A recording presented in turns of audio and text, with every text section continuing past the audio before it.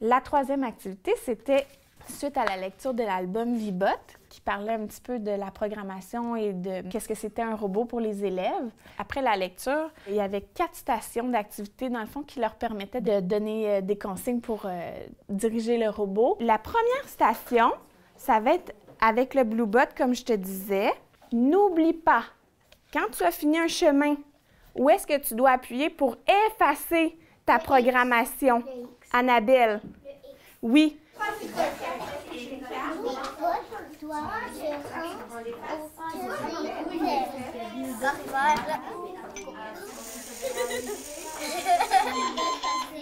Se rendre à l'enclos des cochons. Il y avait d'autres stations où c'était une histoire à écouter qui leur indiquait un petit peu les fonctions d'un robot, qu'est-ce que ça fait dans la vie quotidienne actuellement, un robot, vers où on s'en va éventuellement avec tout ça. Quand tu l'auras écouté 2 fois, là, vous allez pouvoir déposer votre écouteur et prendre le dé avec des petits codes QR qu'on appelle. Alors, vous lancez le dé. Puis là, ça va être à toi de lire le code le prochain coup. Quel métier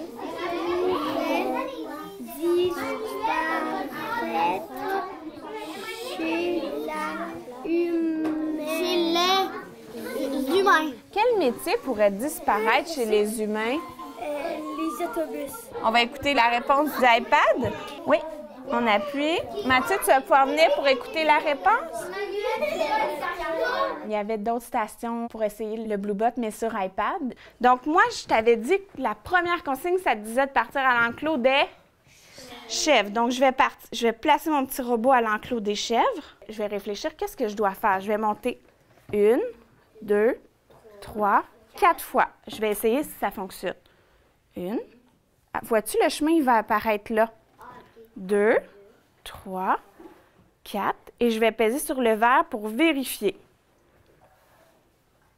Est-ce que je me suis rendue à la maison du fermier? Le bot part de la maison de paille.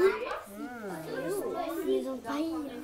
Bluebot doit se rendre au château. Le château est là. Si tu t'arrêtes à ce là, c'est mort. Voilà. Avance.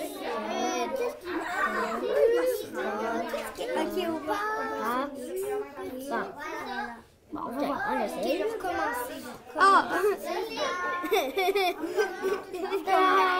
La dernière station, les copains devaient travailler à donner des consignes, mais à l'aide du jeu Il est où le minou? C'était sans le robot, mais c'était tout à fait dans le chemin où on voulait s'en aller pour travailler à donner des consignes pour bien placer les éléments du décor.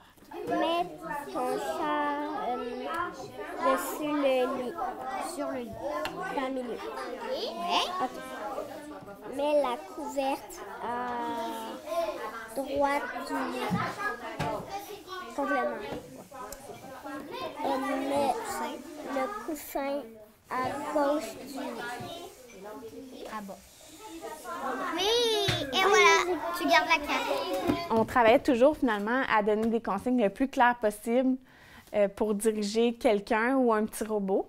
Les filles, on vient de vivre nos stations. Comment vos impressions là, du déroulement de... Mais moi, je suis contente de la préparation. Je trouve que les choses étaient bien prêtes. C'est vraiment intéressant de travailler la communication comme ça, je trouve. Mais on entendait les échanges, surtout quand ils ont un espèce de difficulté, ils n'arrivent pas à programmer le Bluebot comme il faut. Là, c'est tout, non, fais-les comme ça, fais-les comme ça. Puis tout le visio-spatial qui rentre en ligne de compte. Donc, l'interaction était vraiment intéressante de voir qui écoute vraiment les conseils de l'autre ou fait à sa tête. Donc, tu vas chercher quand même plusieurs observations pertinentes. La difficulté que j'ai vue, moi, à l'atelier de la tablette, l'enfant doit se mettre dans la peau de Bluebot. Mais elle n'est pas physiquement, là, elle est dans la tablette, dans le fond, le côté de « Ah oui, OK, là, ça avance, OK, ça recule, ah, je tourne à droite, il faut que je me mette dans la peau de Bluebot ». Ça amenait une difficulté de plus pour certains élèves.